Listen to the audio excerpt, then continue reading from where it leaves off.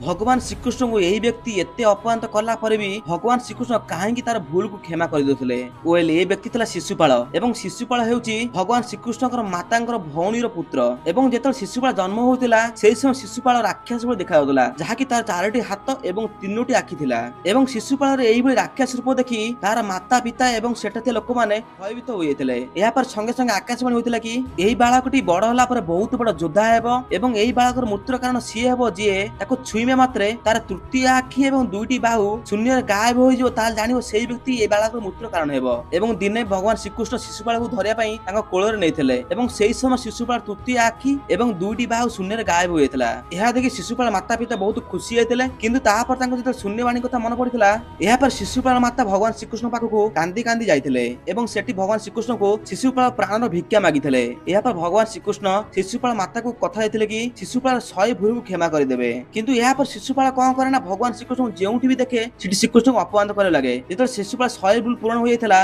एहा पर भगवान श्रीकृष्ण तांग सुदर्शन चक्र द्वारा शिशुपाल बेक को काटि देथिले।